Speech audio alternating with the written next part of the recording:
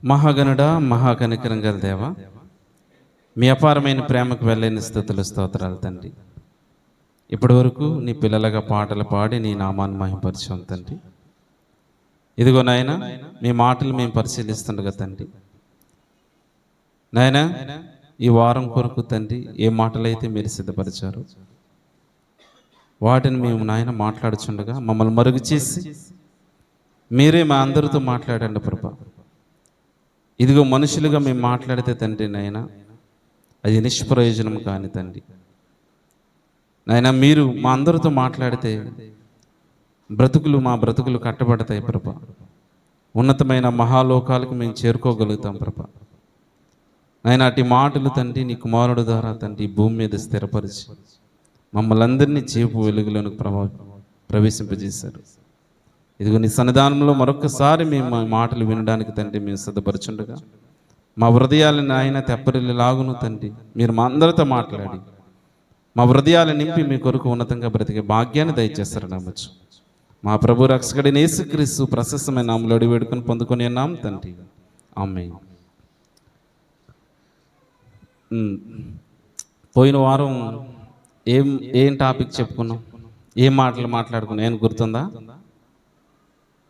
పోయిన వారం వచ్చిన వారు నిత్య వచ్చింది, ఆలోచిస్తున్నాను. ఏం చెప్పుకున్నాం? ఆరాధనలో పోయిన ఆదివారం ఏం చెప్పుకున్నాం గుర్తులేదు ఎవరికైనా? అంటే ఇక నుంచి మీరు ఏం చేయాలంటే బుక్లో రాసుకోకండి, డైరెక్ట్గా మైండ్లోనే పెట్టు. అంటే పోయిన వారం చెప్పుకున్న టాపిక్ ఏంటంటే నిరీక్షణ. క్రైస్తవులకు ఉండవలసిన నిరీక్షణ ఏమిటి? ఇప్పుడు గుర్తొచ్చింది. అంటే అక్కడున్న ఇశ్రాయేలీలందరూ కూడా వారు ఎలా నిరీక్షించారు, దేవుని పట్ల వాళ్ళకి ఉన్న ఆ నిరీక్షణ ఏమిటి? ఉదాహరణకు మరి ఆ ఐగుప్తులో 400 ఏండ్లు వారు బానిసలుగా ఉన్నప్పుడు కూడా మా ప్రభు మమ్మల్ని విడిపిస్తాడు, ఆయన మా పితరులకు ఇచ్చిన వాగ్దాన దేశంలో మమ్మల్ని ప్రవేశింపజేస్తారనేసి వారికి యొక్క నిరీక్షణ. అదేవిధంగా ఈ మొత్తం ఆ ఇశ్రాయేలు దేవుని పిల్లలందరూ కూడా నూతన నిబంధనలో కూడా ఇదిగో లేఖనాలు యందు వారికి ఉన్న ఆసక్తిని మనం ఎలా చెప్పగలుగుతాం అంటే, ఫిలిప్పు నతానయేలును కనుగొని నతానయేలు దగ్గరకు వచ్చి ఇదిగో ధర్మశాస్త్రంలోను ప్రవక్తలను ఎవరి గురించి అయితే చెప్పబడిందో ఆ యేసుని మేము కనుగొన్నాము అంటే వారందరూ ఎవరి కోసం చూస్తున్నారు? మొదట రాకలో వచ్చి యేసుక్రీస్తు కొరకు వారంతా నిరీక్షిస్తున్నారు కదా. అదేవిధంగా ఇదిగో రెండోసారి మరలా నేను వస్తాను, మీ కొరకు స్థలాలు సిద్ధపరచడానికి త్వరగా వస్తానని చెప్పి సుమారుగా 2000 సంవత్సరాలు అయిపోయింది, ఇంకా రాలేదు. సో మన నిరీక్షణ ఏమైపోతుంది? చల్లగిల్లిపోతుంది. అంటే ఆయన ఏ క్షణమైనా రావచ్చు, అయితే మనం ఎప్పుడైనా మరణించవచ్చు. కానీ మనం ఎలా ఉండాలి? పరిశుద్ధులుగాను నిర్దోషులుగాను ఆయన ఏది చెప్తున్నారు. కానీ మరి ఎందుకు ఇలా జరుగుతుందంటే, ఇదిగో భక్తుల జీవితాల యొక్క నిరీక్షణను మనం ఆధారం చేసుకుంటే, ఇశ్రాయేలీల యొక్క నిరీక్షణ మనం ఆధారం చేసుకుంటే ఇది ఖచ్చితంగా మనం కూడా అట్టి నిరీక్షణ కలిగి దేవుని రాజ్యాన్ని చేరుకోవడానికి అవకాశం ఉంటుంది. కనుక ఇదిగో క్రైస్తవులకు ఉండవలసిన నిరీక్షణ ఏమిటి అన్న విషయం గురించి గత వారంలో మనం మాట్లాడుకున్నాం. మరి ఈ వారము ఆరాధనలో దేవుని పిల్లలుగా మనము ఆయన ఎలా ఆరాధించాలి అంటే, సన్నిధిలోకి వచ్చిన మనము ఆరాధించే విధానం కూడా మనకు తెలియాలి కదా. నూతన నిబంధన ఆరాధన క్రమం గురించి మనం మాట్లాడుకున్నాం. అసలు నూతన నిబంధన ఆరాధన క్రమం అంటే ఏంటి? పాత నిబంధన కాలంలో వారు ఆరాధన చేసే విధానం అంతా కూడా బలులు, అర్పణలు, పాప ప్రోక్షణలు జరిగేవి. నూతన నిబంధన కాలంలోకి వచ్చేసరికి ఏంటంటే యేసుక్రీస్తు యొక్క ప్రభువు శరీరమును ఆయన రక్తమును స్వీకరించడమును అక్కడ ఆచరించే క్రమాన్ని, అంటే అక్కడ పస్కా పండుగ కానీ లేదంటే ప్రతి ఆదివారం ప్రతి విశ్రాంతి దినాన్ని వారు చాలా శ్రేష్టంగా ఆరాధించేవారు. అంటే అక్కడున్న నియమ నిబంధనలు వేరు, నూతన నిబంధనలోకి వచ్చేసరికి నియమ నిబంధనలు వేరు. కనుక అంటే ఈ పాత నిబంధన ఆరాధన క్రమాన్ని, నూతన నిబంధన ఆరాధన క్రమాన్ని మనం గతంలో చూస్తాం. అది ఈరోజు మనం ఏం మాట్లాడుకోబోతున్నాం అంటే అసలు ఈ ఆరాధనలో ఎలా ఆరాధించాలి. మరలా ఆరాధన కూడా ఎలా పడితే అలా ఆరాధించవచ్చు. అసలు ఒకవేళ వారు ఆరాధించే క్రమంలో వారు దేవునికి దూరం అయిపోతే వారు మళ్ళీ ఎలా ఆరాధించేవారు, అసలు దేవుని సన్నిధికి ఎలా దగ్గర అయ్యేవారు అంటే కొన్ని విషయాలు మనం చూసి, అంటే దేవుడు మన ఆరాధనలు కానీ మన ప్రార్థనలు కానీ మన విన్నపాలు కానీ స్వీకరించాలంటే అసలు దేవుని సన్నిధిలో మన ప్రవర్తన ఎలా ఉండాలి, మన ఆలోచన ఎలా ఉండాలి అని మనం పరిశీలించాలి. మొదటిగా నిర్గమాకాండము 19వ అధ్యాయము చూడండి. మొదటగా 8వ వచనం చదువుతాం. అందుకు ప్రజలందరూ యెహోవా చెప్పినదంతయు చేసేదమని ఏకముగా ఉత్తరం ఇచ్చి, అప్పుడు మోషే అంటే మోషే ఏం చెప్పాడు, ఏమిచ్చారు వీళ్ళు, వాళ్ళందరూ ప్రజలందరూనా లేదంటే ఒక్కరేనా? ప్రజలందరూ అంటే ప్రజలందరూ ఏకముగా ఉత్తరం ఇచ్చారు. అంటే వారు ఏక మనసుతో వారు జవాబు ఇస్తున్నట్టుగా మనం చూస్తాం. మొదటి నుంచి మనం చదివినట్లయితే ఇశ్రాయేలీలు ఐగుప్తు దేశము నుండి బయలుదేరిన 3వ నెలలో చూడు, బ్యాటరీలు అయిపోయా, ఆ మైక్ ఇచ్చేయమ్మా, వైర్లెస్ మైక్ ఆపేస్తే మైక్ ఇచ్చే. అంటే ఇశ్రాయేలీలు 3వ నెలలో సీనాయరే అరణ్యం దగ్గరికి వారు వస్తారు. ఆ అరణ్యం దగ్గర దేవుడు మోషే ఏం చేస్తాడంటే ఆ అరణ్యంలో ఆ పర్వతం మీదకి వెళ్ళి ఒకసారి అంటే మాట్లాడాము. ఇశ్రాయేలీలు ఐగుప్తు దేశం నుండి బయలుదేరి 3వ నెలలో వారు బయలుదేరిన నాడే 3వ నెల ఆరంభమందే వారు సీనాయి అరణ్యమునకు వచ్చిరి. వారు అక్కడ మోషే దేవుని యొద్దకు 3వ వచనం, మోషే దేవుని యొద్దకు ఎక్కిపోగా యెహోవా ఆ పర్వతము నుండి అతన్ని పిలిచి నీవు యాకోబు కుటుంబీకులతో ముచ్చటించి ఇశ్రాయేలీయులకు తెలుపవలసినదేమనగా నేను ఐగుప్తీయులకు ఏమి చేసితును మిమ్మును గెద్దరెక్కల మీద మోసి నా యొద్దకు మిమ్మల్ని ఎట్లు చేర్చుకుంటును మీరు చూచితిరి. కాగా మీరు నా మాట శ్రద్ధగా విని నా నిబంధనను అనుసరించి నడిచిన ఎడల మీరు సమస్త దేశ జనులలో నాకు స్వకీయ సంపాదమగును అగుదురు. సమస్త భూమియు నాదే కదా. మీరు నాకు యాజక రూపమైన రాజ్యముగాను పరిశుద్ధమైన జనముగాను ఉందురని చెప్పుము. నీవు ఇశ్రాయేలుతో పలకవలసిన మాటలు ఇవే అని చెప్పగా మోషే వచ్చి ప్రజల పెద్దలను పిలిపించి యెహోవా తనకు ఆజ్ఞాపించిన ఆ మాటలన్నీ వారి ఎదుట తెలియపరిచారు. అందుకు ప్రజలందరూ యెహోవా చెప్పినదంతయు చేసేదమని ఏకముగా ఉత్తరమిచ్చిరి. అప్పుడు మోషే తిరిగి వెళ్ళి ప్రజల మాటలను యెహోవాకు తెలియజేసి ఏంటి అంటే ఇప్పుడు ప్రజలందరూ ఏకీభవిస్తున్నారు. ప్రజలందరూ ఏక మనసుతో వారు ఏం చేస్తున్నారు, యెహోవాకు అంటే యెహోవా మాట, దేవుని మాట మేము వింటామనేసి వారు ఏం చేశారండి, ఉత్తరం ఇచ్చారు. దేవుడు ఏం చెప్పాడు, గెద్ద తన రెక్కల మీద ఎలాగైతే మోసుకొని వస్తుందో, ఇదిగో ఐగుప్తులో నుంచి మిమ్మల్ని నేను అలా తీసుకుని వచ్చాను. ఒకవేళ మీరు నా నిబంధన పాటిస్తే, మీరు నా ఆజ్ఞలు పాటిస్తే నేనేం చేస్తానంటే సమస్త జనుల కంటే మిమ్మల్ని హెచ్చిస్తాను. ఇదిగో ఈ భూభాగాన్ని మీకు ఇస్తాను, సస్యశ్యామలుగా మీరు ఉంటారు. అంటే నా నిబంధనలు మీరు పాటించినప్పుడు అంత మాత్రమే కాదు, మీరు నాకు 5వ వచనంలో 6వ వచనం, సమస్త భూమియు నాదే కదా, మీరు నాకు యాజక రూపమైన రాజ్యముగాను పరిశుద్ధ జనముగాను ఉందిరని చెప్పును. అంటే ఎవరు? ఇశ్రాయేలు అందరూ. కానీ ఈ మాట ఎప్పుడు యాజక రూపముగా ఉంటుందని అంటే అది ఎక్కడ మనకు అనిపిస్తుంది అంటే మరలా చూడు, ప్రకటన గ్రంథంలో మనం చూస్తాం. ప్రకటన గ్రంథము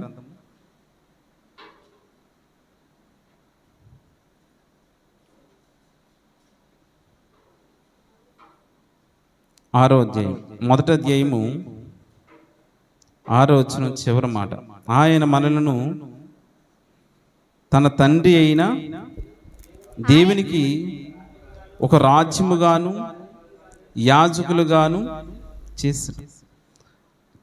అంటే అక్కడున్న ఇశ్రాయేల్ ప్రజలందరినీ ఏం చేస్తానంటున్నాడు దేవుడు? మీరు నా నిబంధన పాటిస్తే, మీరు నా మాటలు వింటే, ఇదిగో మీకు పరిశుద్ధ జనముగాను నాకు యాజకులుగాను ఒక రాజ్యముగాను మిమ్మల్ని చేసేదును అని అంటున్నాడు. ఆ మాట ఇక్కడ చూస్తున్నాం కదా. యేసుక్రీస్తు ప్రభుల వారు వచ్చి ఏం చేశారట? ఆయన మనలను తన తండ్రియగు దేవునికి ఒక రాజ్యముగాను యాజకులుగాను చేస్తున్నాం. అంటే ఇప్పుడు మనం అందరం కూడా ఎవరము? పరిశుద్ధ జనం. ఇదిగో దేవుడు ఒకనాడు ఇశ్రాయేలీలతో తన నిబంధన చెబుతూ, మీరందరూ ఈ మాటలు మీరు వినాలి, ఈ మాటలు ప్రకటించాలి, మీరు ఈ మాటలు అంటే నా ఆజ్ఞను మీరు పాటించాలని చెప్పినప్పుడు వారందరూ ఏం చేశారండి? ఏం చేశారు? వారు ఏక మనసుతో ఏకాభిప్రాయం కలిగి వారు ఏం చేశారంటే మేము ఈ నిబంధన పాటిస్తామని అన్నారు. మరొక సందర్భం చూడండి. అంటే పాత నిబంధన సంఘటనలు చూసి క్రొత్త నిబంధనలో చూద్దాం. నిర్గమాకాండము, అదే నిర్గమాకాండం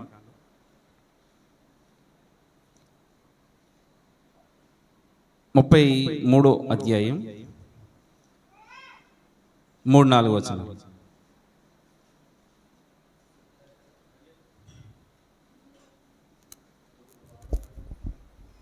మీరు లోబడనల్లని ప్రజలు కనుక. అంటే ఇక్కడ వచ్చేసరికి ఏం జరుగుతుందంటే మరలా ఈ నిబంధనలు ఇచ్చిన తర్వాత, మోషే ద్వారా నిబంధనలు ఇచ్చిన తర్వాత, వీరు పాపం చేసిన తర్వాత మీరు లోబడనల్లని ప్రజలు కనుక నేను ఈ అరణ్య ప్రయాణంలో నేను మీతో కూడా రాను, త్రోవలో ఒకవేళ సంహరించిదినేమో అనేసి మోషేతో చెప్పినప్పుడు మోషే ఏమంటున్నాడు చూడండి. ప్రజలు 4వ వచనం, ప్రజలు ఆ దుర్వార్తను విని దుఃఖించిరి. అంటే దేవుడు ఎప్పుడైతే నేను మీతో రాను అని చెప్పారో వారు ఏం చేస్తున్నారండి? అంటే పశ్చాత్తాప హృదయం వారికి ఏమవుతుంది? దేవుడు మాతో ఉండడేమో. అయితే అందరూ లేరు అలాగా. కొంతమంది దేవునికి నచ్చని వారు, దేవుడంటే ఇష్టం లేని వారు, ఆయన ప్రజలమని చెప్పుకొని కూడా ఆయనకి ఇష్టానుసారంగా బ్రతకలేని వారు అనేకులు ఉంటారు. కానీ ఇక్కడ ఆ ప్రజలు దుర్వార్తను విని దుఃఖించిరేనంటే అంటే అక్కడ వారు మారు మనసులు కలిగిన వారు, వారు పశ్చాత్తాపడుతున్నారు. సో మోషే 34వ అధ్యాయంలో 9వ వచనంలో చూడండి, ప్రార్థన చేస్తున్నాడు ప్రభుకి. ప్రభువా, నా మీద నీకు కటాక్షం కలిగిన ఎడల నా మనవి ఆలకించు, దయచేసి నా ప్రభువు మా మధ్య ఉండి మాతో కూడా రావలను. వీరు లోబడనల్లని ప్రజలు మా దోషమును పాపమును క్షమించి మమ్మను నీ స్వాస్థ్యముగా చేసుకొనమనెను. అంటే మోషే ఏం ప్రార్థన చేస్తున్నాడండి? నా ప్రభువా, నా మీద నీ కటాక్షం కలిగిన ఎడల నా మనవి ఆలకించి దయచేసి నా ప్రభువా మా మధ్య ఉండి మాతో కూడా రావాలను. అంటే దేవుడు మాతో కూడా రావాలి. ఒకవేళ దేవుడు లేకపోతే ఏమైపోతుందండి? ఉదాహరణకు ఇప్పుడు మనలో పరిశుద్ధాత్మ బాప్తీసం తీసుకున్న వెంటనే మనం దేన్ని పొందుకున్నాం? పరిశుద్ధాత్మను పొందుకున్నాం. ఇప్పుడు పరిశుద్ధాత్మ దేవుడు ఎప్పుడు మనలో నుంచి వెళ్ళిపోతాడు? దేవునికి వ్యతిరేకమైన పనులు చేసినప్పుడు, దేవుడు అంటే నచ్చని ఆయన నిబంధన పాటించలేనప్పుడు. ఇప్పుడు ఇక్కడ ఎందుకు రానంటున్నాడు? ఈ ప్రజలు లోబడనల్లని ప్రజలు. అంటే ఈ ప్రజలు లోబడనల్లని ప్రజలు కనుక నేను మీతో రాను, మీరు మీ పితరులకి నేను చేసిన వాగ్దానం ప్రకారంగా నేను ఆ కనాను దేశాన్ని ఇస్తాను, మీరు వెళ్ళండి అనేసి మోషేకి చెప్తే, మోషే ప్రభు అలా అనకు, ఈ ప్రజలు లోబడనల్లని ప్రజలే, కానీ మీరు మాతో రావాలనేసి వారు చాలా ఏడుస్తున్నట్టుగా దుఃఖిస్తున్నట్టుగా మనం చూస్తాం.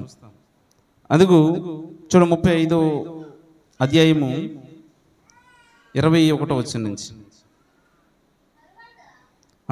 ఇశ్రాయేలు తర్వాత ఎవరి హృదయము వారిని రేపును, మోషే మరలా సర్వ సమాజానికి 35వ వచనంలో మనం చూసినట్లయితే ఇదిగో మందిరం గురించి, మందిర నిర్మాణం గురించి, దేవాలయంలో అంటే వారు ఎలా నిర్మించాలి దేవుడు చెప్పినప్పుడు, ఇప్పుడు ఎవరెవరు మోషే మీకు ఏదైతే తేవాలనుకుంటున్నారో తెండి, ఏదిగో బంగారం అయితే బంగారం, వెండి అయితే వెండి, అంటే మీరు మీ హృదయాలు హృదయపూర్వకంగా దేవుని సన్నిధికి నిర్మించడానికి తీసుకురండి అనేసి ఈ మాటలన్నీ చెప్పిన తర్వాత అప్పుడు ప్రజలు అలా ఆలోచనలని చూద్దాం.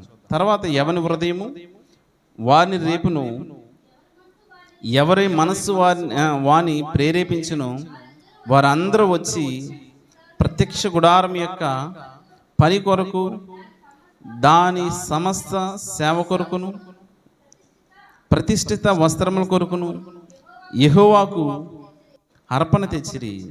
అంటే వారు హృదయాలు ప్రేరేపించిన దాని ప్రకారంగా వారు స్వచ్ఛందంగా అర్పణ తెచ్చినట్టుగా మనం చూస్తాం. 29వ వచనంలో మోషే చేయవలనని యెహోవా ఆజ్ఞాపించిన పనులన్నిటినీ కొరకు ఇశ్రాయేలీయుల్లో పురుషులేమి స్త్రీలేమి తెచ్చుటకు వారు హృదయములు వారిని ప్రేరేపించును, వారందరూ మనఃపూర్వకముగా యెహోవాకు అర్పణలు తెచ్చిరి. ఇగో మనం అర్పణ ఇచ్చేటప్పుడు హృదయపూర్వకంగా ఇవ్వాలండి. ఒకవేళ హృదయపూర్వకంగా ఇవ్వకపోతే ఏమవుతుంది?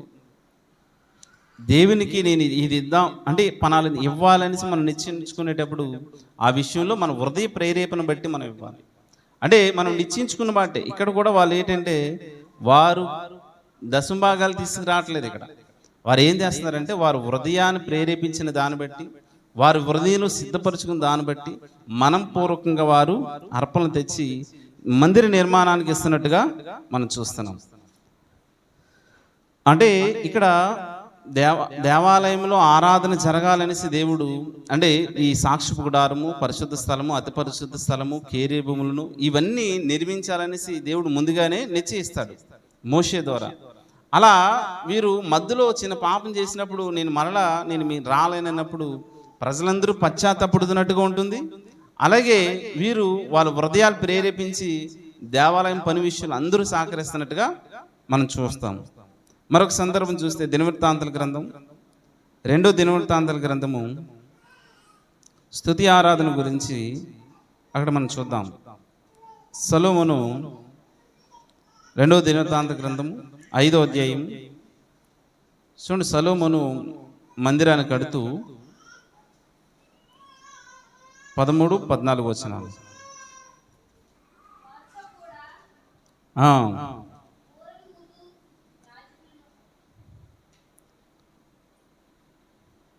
వారితో కూడా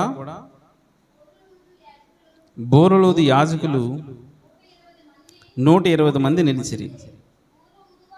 బోరలు ఊదువారును పాటకులను ఏకస్వరముతో యెహోవాకు కృతజ్ఞతాస్తుతులు చెల్లించుచు గానము చేయగా యాజకులు పరిశుద్ధ స్థలములో నుండి బయలు వెళ్ళి ఆ బోరలతోనూ తాళములతోనూ వాయిద్యములతోనూ కలిసి స్వరమెత్తి యెహోవా దయాళుడు, ఆయన కృప నిరంతరం ఉండిని స్తోత్రము చేసి అప్పుడు అంటే వారు ఏం చేస్తారంటే వాయిద్యములతోనూ కలిసి స్వరమెత్తి వారందరూ కలిసి స్వరమెత్తి యెహోవా దయాళుడు, ఆయన కృప నిరంతరం ఉండినని స్తోత్రం చేసిరి.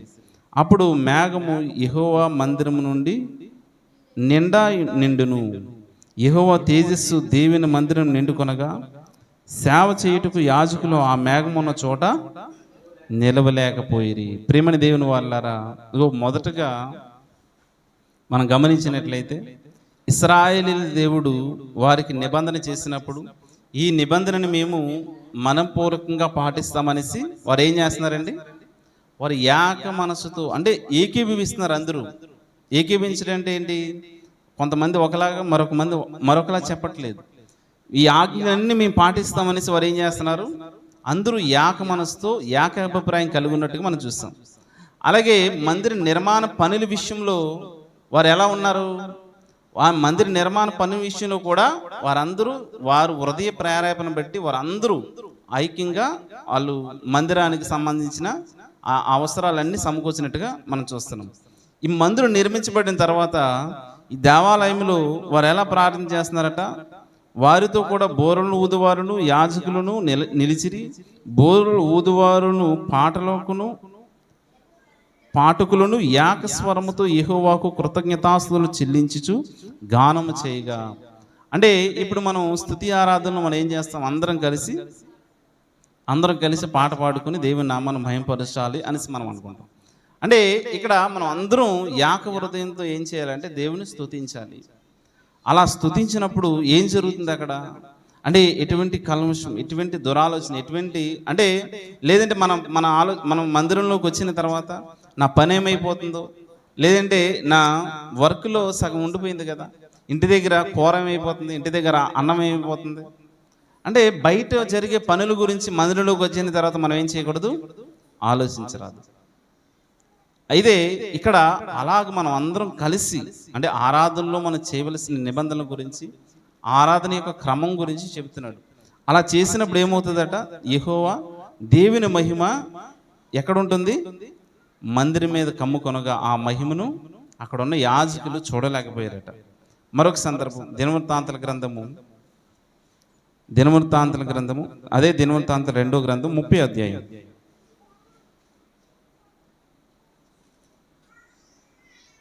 12వ వచనం నుంచి చదువుదాం. యెహోవా ఆజ్ఞను బట్టి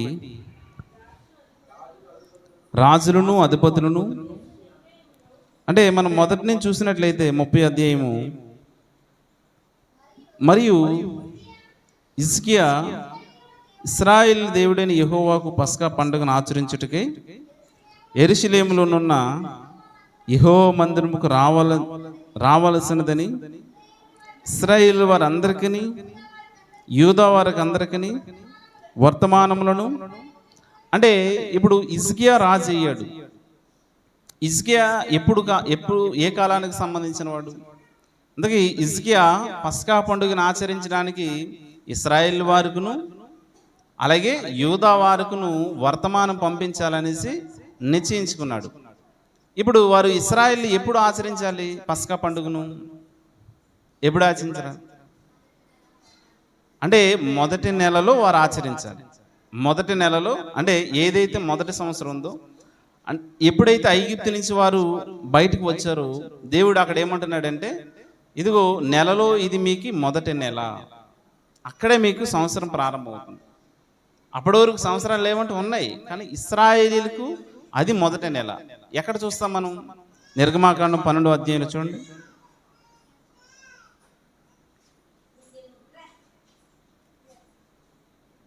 పన్నెండవ అధ్యాయంలో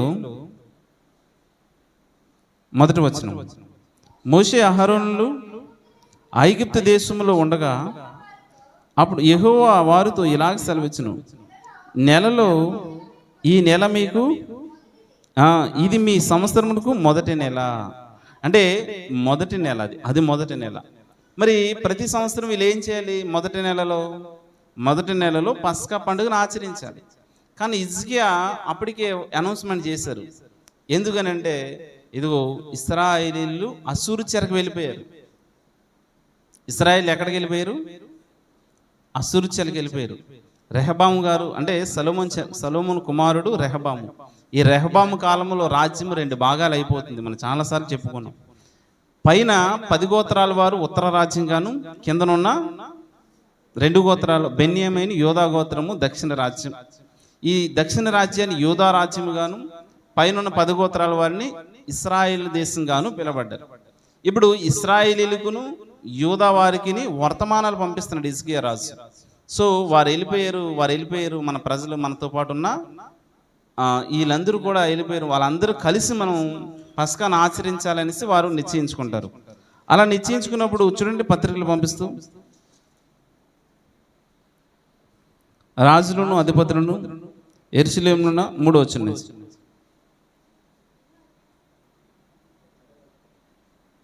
2వ దినవృత్తాంతాల గ్రంథము 30వ అధ్యాయము 5వ వచనం నుంచి చదువుతాం. కావున బహుకాలం నుండి వారు వ్రాయబడిన ప్రకారము ఇంత ఘనముగా ఆచరింపకుండా చూచి ఇశ్రాయేలు దేవుడైన యెహోవా యెరూషలేములో పస్కా పండుగ ఆచరించుటకే రావలసినదని బెయేర్షెబా మొదలుకొని దాని వరకు ఇశ్రాయేలు నుండి దేశమంతటా చాటింపవలనని వారు నిశ్చయించిరి. కావున అంచెవాండ్రు రాజునద్దకు అతనిని అధిపతులని అద్దరునకు తాకీదులను తీసుకొని యూదా ఇశ్రాయేలు దేశం అంతటా సంచరించి రాజాజ్ఞని ఇలా ప్రచురం చేశారు. అంటే ఇప్పుడు హిజ్కియా రాజు ఎందుకు మరలా చేస్తున్నాడంటే, ఇదిగో ఇశ్రాయేలీలు 10 గోత్రాలు అశ్షూరు చెరకు వెళ్ళిపోయారు. ఇక్కడ ఉన్నవారి పరిస్థితి కూడా బాగాలేదు. ఎక్కడ ఉన్నవారి పరిస్థితి? యూదా దేశంలో ఉన్నవారి పరిస్థితి కూడా బాగాలేదు. సో వారు దేవాలయాలను ఆచరించట్లేదు. అంటే సరైన రాజులు ఎలా ఉంటారు? ఒక రాజు బాగా భక్తిగా ఉంటే మరొక రాజు ద్రోహం చేసిన వాడిగా మారిపోతారు. అలా యూదులు రాజుల్లో, అంటే దక్షిణ రాజ్యంలో ఉన్న రాజులు 20 మంది రాజులు అయితే అందులో 12 మంది మంచివారు ఉన్నారు. 19 మంది ఇశ్రాయేల్ రాజులు అయితే ఒక్కరు కూడా అందులో మంచివారు లేరు. అలాంటిది హిజ్కియా వచ్చిన తర్వాత ఏం చేస్తారంటే, దేవాలయం పనులు, మళ్ళీ దేవాలయం యాజకి ఈ పూజలన్నీ జరగాలనేసి దండోరేస్తారు. అలా మొదటి నెలలో అక్కడ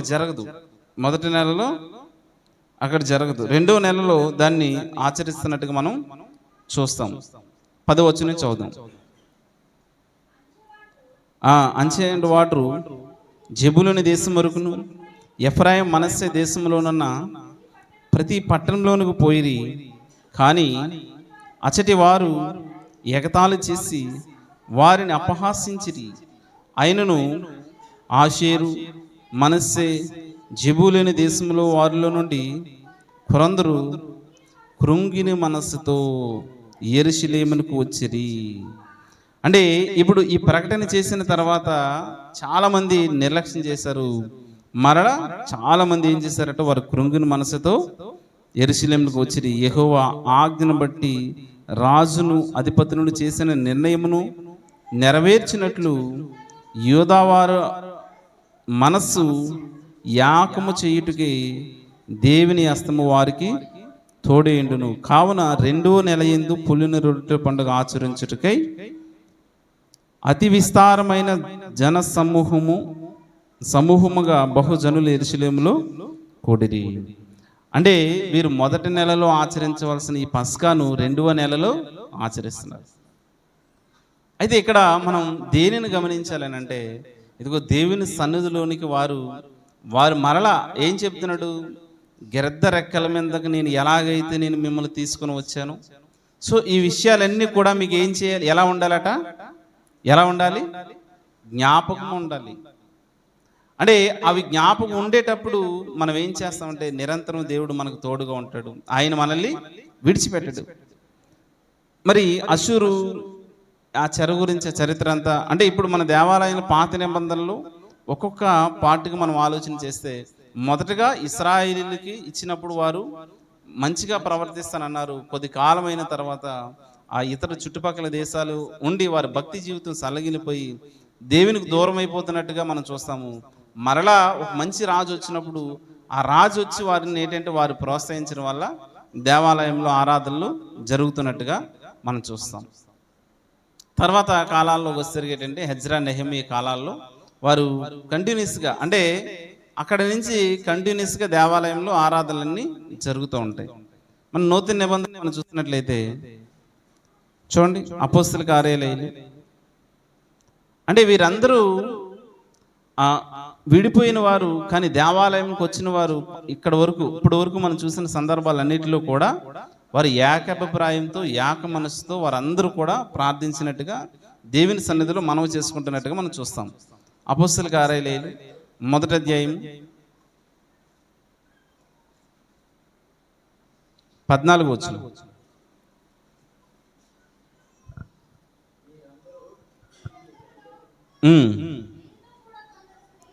వీరితో కూడా కొందరు స్త్రీలను యేసు తల్లి అయిన మరియు ఆయన సహోదరులను ఏక మనసుతో ఎడతెగక ప్రార్థన చేయుచుండిరి. అంటే ఇప్పుడు వీరు కూడా నూతన నిబంధనలో సంఘం ఏర్పడిన తర్వాత యేసుక్రీస్తు ప్రభుల వారు పునరుద్ధానుడై ఆయన తిరిగి లేచిన తర్వాత వీరు ఏం చేస్తున్నారు?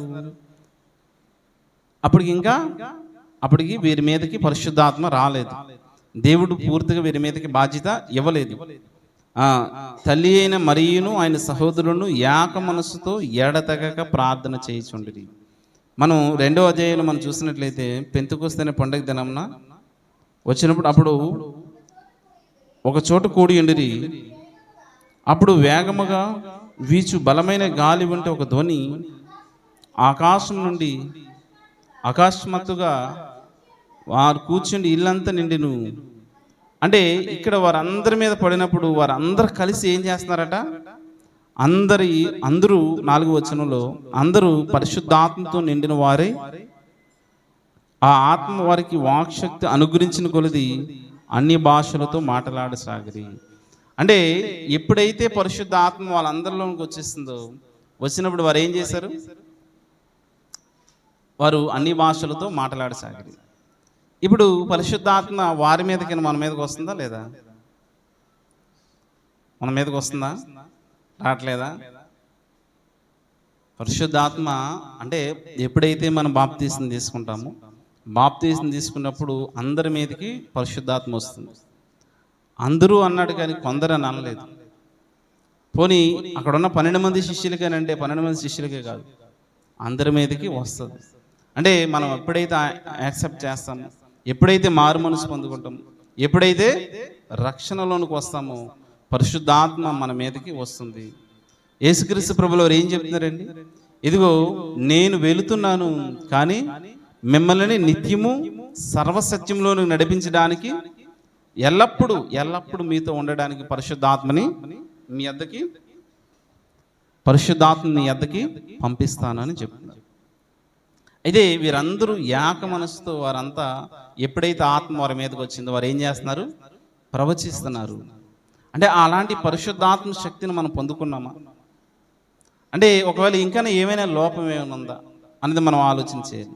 ఎందుకంటే సంఘము వారు కూడుకున్న తర్వాత, సంఘముగా ఏర్పడిన తర్వాత వారు ఒక ఏకాభిప్రాయంతోనే ఉన్నారు. చూడండి తర్వాత 46 వచనంలో చూస్తే, మరియు 2వ అధ్యాయం 46 వచనం,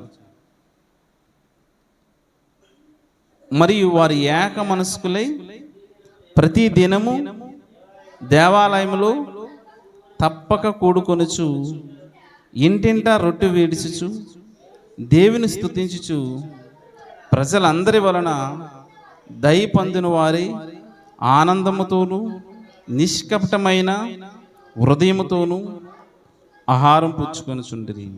అంటే ఇక్కడ వారు ఏం చేస్తున్నారండి? ఆరాధనలో అంటే ఇది మ్యాండేటరీ అని ఎందుకు మనం చెప్తున్నాం అంటే, వారు ఏక మనసు కలిగిన తర్వాత వారి అభిప్రాయాలు అంతా కూడా వేరువేరుగా ఉండకూడదు. వారి అభిప్రాయాలు వేరువేరుగా ఉన్నదంటే ఒకసారి మళ్ళా అక్కడ చిన్న లోపమే జరిగింది. ఏం చేస్తారు? అననీయ సిప్పిరాలు ఏం చేస్తారంటే, వారు ఇచ్చేద్దామని అనుకున్నారు. ఇచ్చేద్దాం అనుకున్న తర్వాత వారు కొంత దాచుకున్నారు. అంటే ఇది దేనికైనా పనిచేస్తుంది, వారిదే మొత్తం అంతా. అలా దాచుకున్నప్పుడు ఇవ్వాలనుకున్న దాంట్లో మరలా కొంచెం తీసినప్పుడు ఏమవుతుందంటే వారు అక్కడికే చనిపోయారు. అంటే ఎందుకు వారు చనిపోయారంటే వారు పరిశుద్ధాత్మని ఎదిరించారు. పేతురు గారు అదే మెన్షన్ చేస్తారు. యేసుక్రీస్తు ప్రభువు వారు చెప్తూ కూడా, అంటే దేవుడు చెప్తున్నప్పుడు కూడా ఏముంటుంది? లోకాసువార్తను మనం చూస్తే 10వ అధ్యాయంలో, అంటే యేసుక్రీస్తు విషయంలోనైనా క్షమాపణ ఉంది కానీ పరిశుద్ధాత్మ విషయంలో క్షమాపణ లేదు. అంటే మీరు ఎందుకు, పేతురు అంటాడు, మీరు ఎందుకు పరిశుద్ధాత్మని ఎదిరించారు? పరిశుద్ధాత్మని ఎందుకు బెదిరించారని అంటాడు. చూడండి ఇక్కడ, మరియు వారి ఏక మనసుకులే, 2:46 వారి ఏక మనసుకులే ప్రతి దినము దేవాలయంలో తప్పక కూడుకొనుచు ఇంటింటా రొట్టె విరిచిచు దేవునిని ఆనందముతోను దేవుని స్తుతించుచు ప్రజలందరి వలన దయ పొందిన వారై ఆనందముతోను నిష్కపటమైన హృదయముతోను ఆహారం పుచ్చుకొనిరి. ఇదిగో మనలో అందరం కూడా ఎలా ఆహారం పుచ్చుకోవాలి? నిష్కపటమైన హృదయంతో పుచ్చుకోవాలి. ఒకవేళ అలా పుచ్చుకొని పోతే మన హృదయం దేవునికి తెలుసు కనుక, దేవుడు సమస్తం ఎరిగినవాడు కనుక, ఒకవేళ మనలో ఏదైనా ఏ విషయంలో లోపం ఉందా, లేదంటే ఎవరైనా మన సహోదరుల విషయంలో, ఇక్కడ సంగముగా కూడుకున్న మన సహోదరుల విషయంలో కానీ, లేదంటే మన ఇంటి దగ్గర మన చుట్టుపక్కల ఎవరితో మనకి ఏమి విభేదాలు ఉన్నాయంటే వెంటనే మనం ఏం చేయాలి? సరి చేసుకోవాలి. మన కుటుంబ సభ్యుల్లో కానీ, లేదంటే మన ఇరుగు పొరుగు వారితో కానీ మనకి ఎవరితోని ఏముండకూడదు? విభేదం ఉండకూడదు, గొడవలు ఉండకూడదు. అంటే దేవుడు మనల్ని ఎలా చూడాలనుకుంటున్నాడు అసలు? అంటే ఆయన రాజ్యంలో మనల్ని ఎలా ఉండాలనుకుంటున్నాడు అసలు? యేసుక్రీస్తుని అదేనండి మన ముందు కళ్ళ ముందు పెడుతుంది. అంటే ఆయన జీవితాన్ని ఎందుకు మనకు ముందుకు తీసుకొస్తున్నారంటే, ఆయన శరీరధారి భూమి మీదకి వస్తున్నారంటే, ఇదిగో ఇప్పటి వరకు నేను మాటల ద్వారా మీకు చెప్పాను, కానీ ఇక నుంచి మీరు చూసి నేర్చుకోవాలి. అది ఎప్పుడుదంటే ఆ ప్రణాళిక జగతి పునాది వేయబడక మునిపే యేసుక్రీస్తు ద్వారా మిమ్మల్ని ఎన్నుకుంటాననేసి దేవుని చిత్తమండి. కానీ ఆ యేసుక్రీస్తుని నమ్ముకున్న మనము ఎలా జీవిస్తున్నాం అసలు? యేసుక్రీస్తుని నమ్ముకుంటున్నామని చెప్పి కానీ యేసుక్రీస్తు క్రియలు ఒకటైనా పాటిస్తున్నామా అన్నది మనం ఏం చేయాలంటే, ఇదిగో ప్రతిరోజు కూడా మనం ఆరాధనలోకి వచ్చేటప్పుడు మన ఆలోచనలు ఎలా ఉండాలంటే, యాక మనసుకులే ప్రతి దినము దేవాలయంలో తప్పక కూడుకొనుచు ఇంటింటా రొట్టె విరుచుటయు స్తుతించుచు ప్రజలందరి వలన, ఇలాంటి ఆలోచనలు కలిగి ఉంటే ఖచ్చితంగా మనం ఎలా ఉంటాం? ప్రజలందరి వలన దయ పొందిన వారిగానే ఉంటాం కదా. ఒకవేళ మనం ఏమైనా మన కొంచెం ఎవరైనా గొడవ పెట్టే స్వభావం అనుకో, ఆ స్వభావాన్ని మనలోంచి తీసేవేయాలి. లేదంటే అసహించుకునే స్వభావం మనలో ఉందనుకో, దాన్ని తీసివేయాలి. యేసుక్రీస్తు ప్రేమను బట్టి తీసివేయాలి. ఒకవేళ అబద్ధం ఆడే స్వభావం మనలో ఉందనుకోండి, యేసుక్రీస్తు ప్రేమను బట్టి మనని దాన్ని తీసివేయాలి. అంటే దేవునికి వ్యతిరేకమైన దేన్ని చేయరాదు కనుక చూడు, ఆనందముతోను నిష్కపటమైన హృదయంతోను వారు ఆహారం పుచ్చుకొనుచున్నారు. మన ఇంటి దగ్గర తినే ఆహారం గురించి దేవుడు మాట్లాడలేదు. ఇదిగో యేసుక్రీస్తు అనే శరీరాన్ని మనం భుజించేటప్పుడు అది మనం ఎలా ఉండాలట? నిష్కపటమైన హృదయంతో స్వీకరించాలి. ఇప్పుడు మొదటగా పేతురు అపోస్తలులు ప్రసంగం చేసినప్పుడు ఎంతమంది చేరారు సంఘంలో? ఎంతమంది చేరారండి? 3000 మంది చేరారు. మరి చాలాసార్లు ప్రసంగాల్లో మరి పేతురు గొప్ప ప్రసంగం చేశారు, 3000 మంది చేరారు అనేసి అంటాం. తర్వాత ఇంకేం చేరలేదా సంఘంలో? చేరారా లేదా? ఎంతమంది చేరారు? ఎంతమంది? తర్వాత చూడండి 47వ వచనంలో, నిష్కపటమైన హృదయంతోనూ ఆహారం పుచ్చుకొనుచుంటారు, మరియు ప్రభువు రక్షణ పొందుచున్న వారిని అనుదినం వారితో చేర్చుచుండును. అంటే ఈ రక్షణలోనికి వచ్చే వారందరినీ ప్రభు చేరుస్తున్నారు. మనుషులుగా ఎక్కడా కూడా ఎప్పుడైనా సరే, నేనైనా మీరైనా ఎవరైనా సరే, దేవుని విశ్వసించిన మనము అంటే కష్టపడింది ఆయన, ప్రాణం ఇచ్చింది ఆయన, రక్తం పట్టింది ఆయన, శ్రమ పడింది ఆయన. ఇప్పుడు ఈ మాటలు నేను మాట్లాడుతున్నానంటే ఇది నా శక్తి కొలిది నేను మాట్లాడలేదండి. అంటే దేవుడే మనతో మాట్లాడతాడు, ఆయన మాటలే మనం మాట్లాడాలి. కనుక ఇదిగో నా వల్లనే నువ్వు సంఘంలోనికి వచ్చావు, నా వల్లనే నువ్వు బాప్తీసం తీసుకున్నావు, నా వల్లనే రక్షణ పొందుకున్నావు, నేనే ఇంత పెద్ద సంఘానికి కట్టాననేసి ఏ బోధ కూడా అనడానికి లేదు. ఎందుకంటే మనుషుల్ని రక్షిస్తుంది ఎవరు? దేవుడు కదా. మనం ఎవరు అసలు? నిజంగా భక్తులు వాళ్ళు ఎలా మాట్లాడారు? భక్తులు ఎలా మాట్లాడారంటే, వాళ్ళు దాసులట, అల్పులట, అసలు నీ సన్నిధిలో నిలబడడానికి కూడా యోగ్యులం కాదయ్యా అనేసి వారి మాటలు మనం చూస్తున్నాం. కానీ మరి ఒకవేళ ఎందుకు అంటే, ఒకవేళ అలా అతిశయిస్తున్నాం మనం, ఏమైనా అతిశయించరాదు. ఏ పని చేసినా సరే అతిశయించరాదు. దేవునికి మనం వినిపించుకోవడమే, గొప్ప సాక్ష్యాన్ని మనం సమాజంలో కాపాడుకోవాలి. అయితే తర్వాత మొదట 3000 మంది బాప్తీసం తీసుకుని సంఘంలో వచ్చి, వీరందరూ ప్రవచించినప్పుడు 3000 మంది బాప్తీసం తీసుకుని సంఘంలో చేర్చబడితే, తర్వాత పేతురు గారు, యోహాను గారు ప్రసంగం చేశారండి. చూడండి 3వ అధ్యాయం పగలు 3 గంటలకు ప్రార్థన కాలమున పేతురును యోహాను దేవాలయంకి ఎక్కి వెళ్ళుచుండగా పుట్టినది మొదలుకొని కుంటువాడైన ఒక మనుషుడు మోసుకొని పోచుండును. వాడు దేవాలయంకి వెళ్ళి వారిని భిక్షమనుడు కొందరు ప్రతిదినము వారిని శృంగారపు దేవాలయం ద్వారమున ఉంచుచూ వచ్చిరి. పేతురు యోహాను దేవాలయంలో ప్రవేశింపబోనప్పుడు వాడు చూచి భిక్షమడగా పేతురు యోహాను వారిని తేరు చూచి మా తట్టు చూడమనిది. వాడు వారి యొద్ద ఏమైనా దొరికినేమని కనిపెట్టి వారి యందు లక్ష్యమించును. అంతటి పేతురు వెండి బంగారములు నా యొద్ద లేవు, కానీ నాకు కలిగినదే నీకు ఇచ్చిచున్నానని నజరేయుడైన యేసుక్రీస్తు నామములో నడుమని చెప్పి. ఇప్పుడు ఇలా చెప్పిన వెంటనే ఏం చేశాడు ఆయన? లేచారు. ఇక్కడ మొదలవుతుంది ప్రసంగం, ఇక్కడ ప్రారంభం అవుతుంది. తర్వాత అది ముగించేసరికి ఎంతమంది అంటే 5వ అధ్యాయము 4వ అధ్యాయం చివరిలో ఇది ముగించబడుతుంది. ఏంటి ఈ ప్రసంగం? తర్వాత ఇది మొత్తం అంతా కూడా వారు దేవాలయంలో స్వస్థత చేసినప్పుడు వారు శాస్త్రుల పరిచయాలు వచ్చి వీరిని పట్టుకోవడం, దేవాలయం పెద్దల ఎదుట నిలబెట్టడం, అసలు నువ్వు ఎందుకు చేస్తున్నావని చెప్పడం. చూడండి 4వ అధ్యాయం, చూడండి 4వ అధ్యాయం మొదటి వచనం నుంచి. వారు ప్రజలతో మాట్లాడుచుండగా యాజకులు, దేవాలయ అధిపతులు, సద్దకయ్యులు వారు ప్రజలకు బోధించుటకు యేసును బట్టి మృతుల్లో నుండి పునరుద్ధానం కలిగినని ప్రకటించుటయు చూచి కలవరపడి వారి మీదకు వచ్చి వారిని బలాత్కారముగా పట్టుకుని సాయంకాలం అయినందున మరునాటి వరకు వారిని కావల్లో ఉంచిరి. వాక్యము వినివారులు అనేకులు నమ్మిరి. వారిలో పురుషుల సంఖ్య ఇంచుమించు 5,000 అయ్యింది. ఎంతమంది అయ్యారండి? మొదట బాప్తీసం తీసుకున్న పరిశుద్ధాత్మ వీరి మీదకి వచ్చినప్పుడు, వీరు ప్రసంగం చేసినప్పుడు, అంటే అపోస్తలులు అందరూ అక్కడ ప్రవచించినప్పుడు ఎంతమంది సంఘంలో చేర్చబడ్డారంటే 3,000 మంది సంఘంలో చేర్చబడ్డారు. తర్వాత పేతురు, యోహానులు వీరు ప్రసంగిస్తుంటే ఈ ప్రసంగం వారు విని ఎంతమంది సంఘంలో చేర్చబడ్డారు? 5,000 మంది సంఘంలో చేర్చబడ్డారు. అంటే వీరందరూ ఎలా ఆచరిస్తున్నారంటే ఏక మనసుతో. అంటే ఈ 5,000 మంది అని అప్పటికి సంఘం అయిందంటే 5,000 మంది కాదండి, అంతకు ముందే మనుషులు ఉన్నారు, తర్వాత సంఘంలో చేర్చబడుతున్నారు. వీరందరూ కూడా ఇలా చేర్చబడుతూనే ప్రారంభంలో పెద్ద సంఘముగా ఏర్పడింది.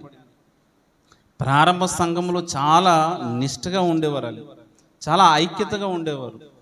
అలా ఉంటున్నే సంఘం ముందుకు వెళ్తుంది అనుకున్న తరంలో ఏమైందంటే వారి మధ్యలోకి మరలా దుర్బోధలు ఎంటర్ అయిపోయినాయి.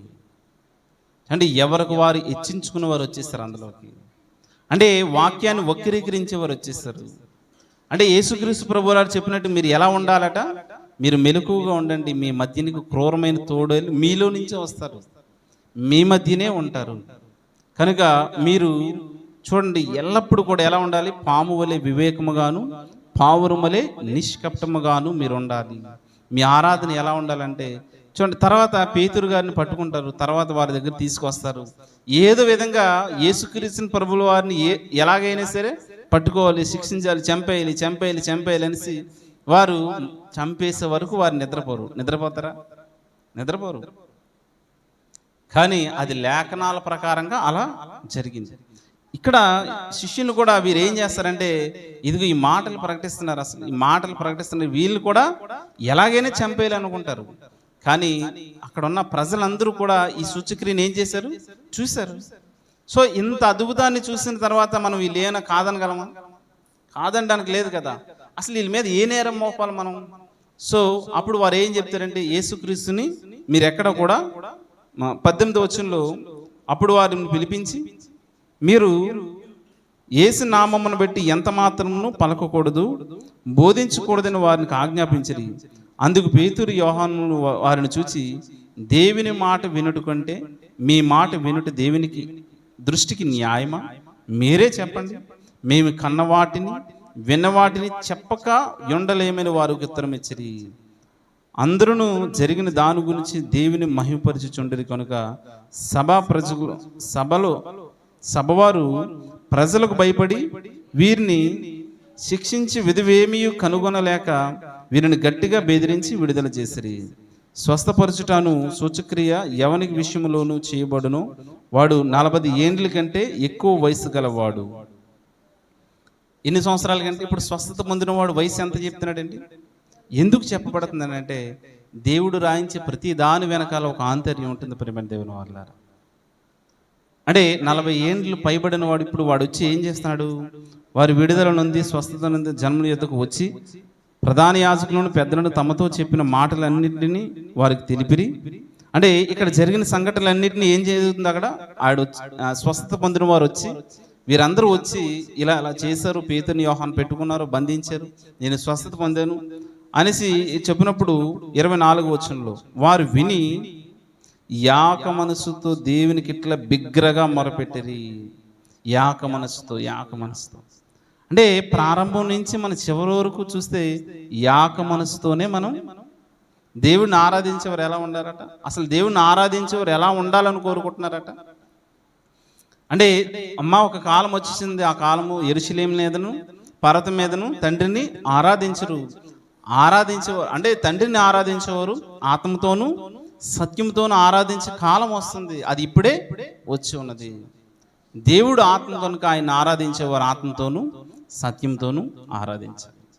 అయితే ఇక్కడ ఎప్పుడైతే ఈ సూచక్రియ జరిగిన ఆ మనిషి వచ్చి చెప్పాడు, ఈ ప్రజలందరూ వచ్చి చెప్పారు, వెంటనే వారందరూ విని యాక మనసు దేవునికి ఇట్లా బిగ్గరగా మొరపెట్టి ప్రార్థన చేస్తున్నారు. దేవా, నీవు ఆకాశమును భూమిని సముద్రం వాటిలో సమస్తాన్ని కలిగజేసిన వాడు, అన్ని జనులు ఎలా అల్లరి చేసిరి, ప్రజలు ఎందుకు వ్యర్థమైన ఆలోచనలు పెట్టుకునిరి, ప్రభు మీదను ఆయన క్రీస్తు మీదను భూరాజులు లేచిరి, అధికారులు యాకంగా కూడుకొనిరి అని నీవు పరిశుద్ధాత్మ ద్వారా మన తండ్రి అయిన నీ సేవకుడైన దావీదు నోట పలికించితివి.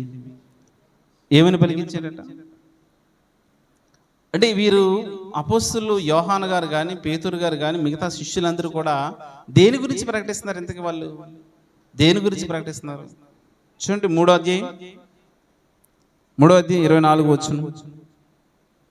మరియు సమూయేలు మొదలుకొని ఎందరు ప్రవక్తలు ప్రవచించరో వారందరూ ఈ దినము గురించి ప్రకటించిరి. ఎవరు ప్రకటించారండి? సమూయేలు మొదలుకొని ఎందరు ప్రవక్తలైతే ప్రకటించారు వారందరూ ఏ దినం గురించి ప్రకటించారు? ఏ దినం గురించి ప్రకటించారు? యేసుక్రీస్తు శిలువ మరణం గురించి ప్రకటించారు. అలా శిలువ మరణం గురించి ప్రకటించిన తర్వాత ఇంకో వారందరూ ఈ రక్షణ అనే దాన్ని వీరు పొందుకున్నారు. యేసుక్రీస్తు చనిపోయారు, తిరిగి లేచారు. అంటే యేసు సమాధి చేయబడ్డారు, 3వ రోజు తిరిగి లేచారు. దానికి మేమందరము సజీవ సాక్షులు. ఎవరు? శిష్యులు చెప్తున్నారండి. మేము కన్నవాటిని విన్నవాటిని మేము చెప్పకుండా ఉండగలమా? మేము వాటికి సజీవ సాక్షులు కనుక ఈ మాటలు మేము చెప్పకుండా ఉండలేము. అయితే అలా చెప్పేటప్పుడు ఏం జరుగుతుందట? ఇదిగో అన్ని జనులు ఎలా అల్లరి చేసిరి, ప్రజలు ఎందుకు వ్యర్థమైన ఆలోచన పెట్టుకొనిరి, ప్రభు మీదను ఆయన క్రీస్తు మీదను భూరాజులు లేచిరి, అధికారులు అధికారులందరూ ఏకమగా కూడుకొని ఏం చేస్తారట? ఇదిగో వీరి మీద ఏదోలాగా నేరం మోపాలని చూస్తారట అని పరిశుద్ధాత్మ ద్వారా మా తండ్రి అయిన సేవకుడైన దావీదు నోట పలికించితివి. ఎక్కడ పలికించాడు ఇంతకీ? ఆ మాట ఎక్కడుంది సందర్భం? కీర్తనల గ్రంథంలో మనం చూస్తాం. 2వ అధ్యాయం 1వ వచనం. కీర్తన గ్రంథం 2వ అధ్యాయం 1వ వచనం. అన్ని జనులు ఎలా అల్లరి చేయుచున్నారు, రేపుచున్నారు, జనులు ఎలా వ్యర్థమైన దాన్ని పలుకుచున్నారు. చాలండి. 3వ వచనం. భూరాజులు యెహోవాకును ఆయన అభిషిక్తునికి విరోధముగా నిలబడి ఉన్నారు, ఏలికలు ఏకీభవించి ఆలోచన చేసి ఉన్నారు. ఏలికలు అంటే అధికారులు వారు ఏకముగా కలిసి ఎవరి మీద, అంటే వీరిని ఇలా చేస్తారనేసి దేవుడు ముందే చెప్పాడనేసి ఇప్పుడు వారు ప్రార్థన చేస్తున్నారు. 4వ అధ్యాయం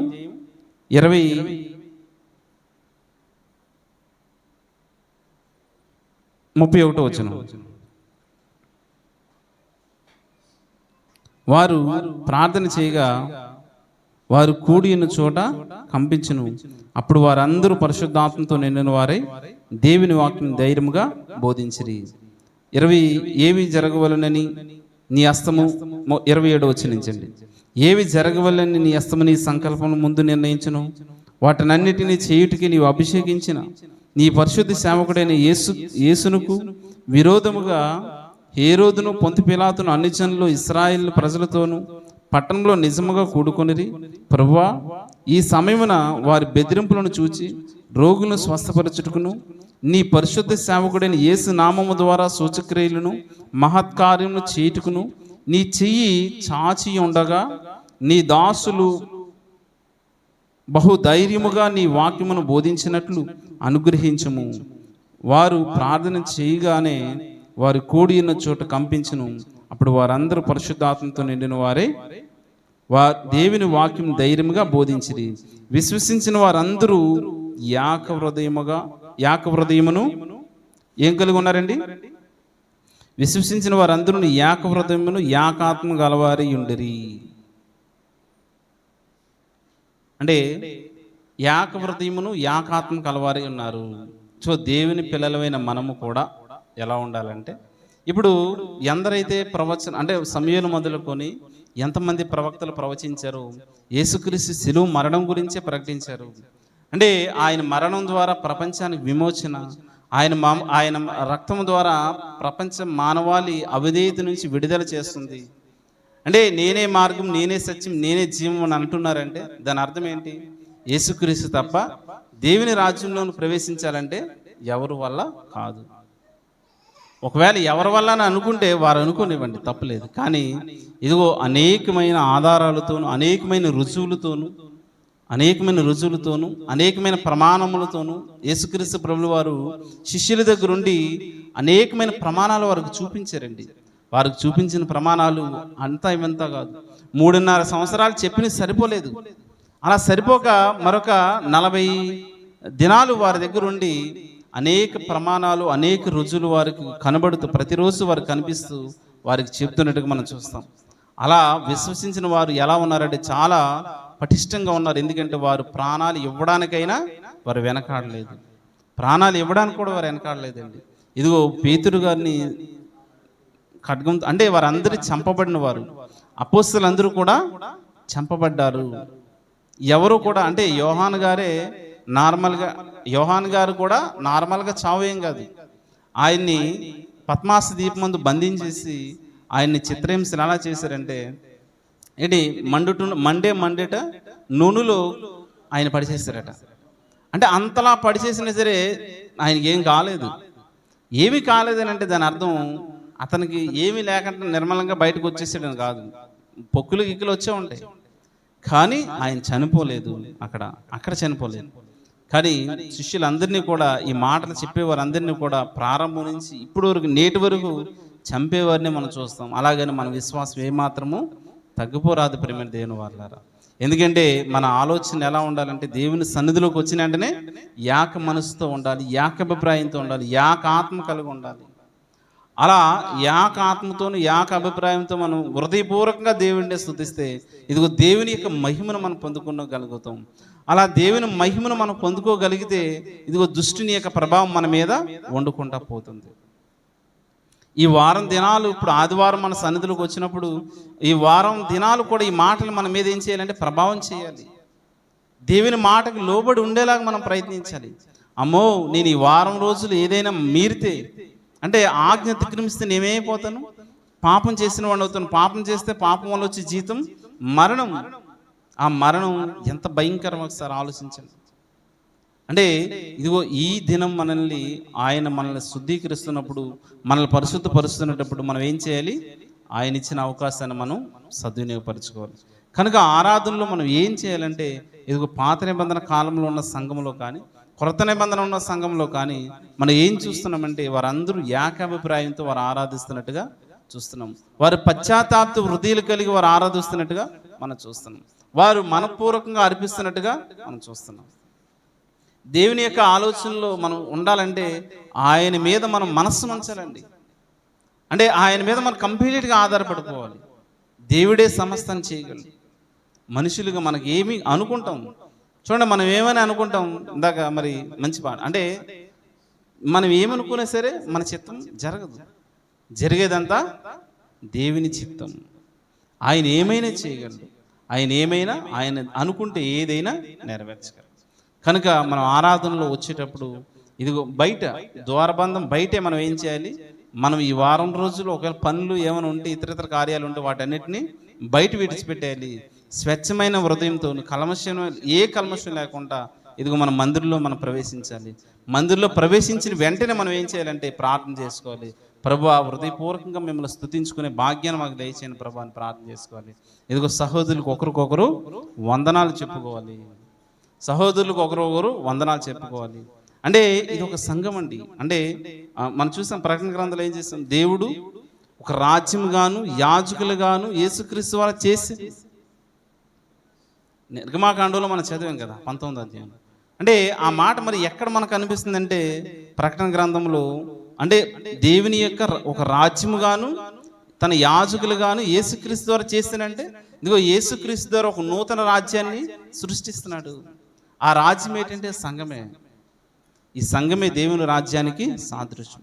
అలాంటి గొప్ప అవకాశాన్ని మనం పొందుకున్నాం కనుక చిన్న చిన్న వాటి దగ్గర మనం ఏం చేయకూడదు, సంఘంలో ఉన్న సభ్యతను మనం కోల్పోకూడదు.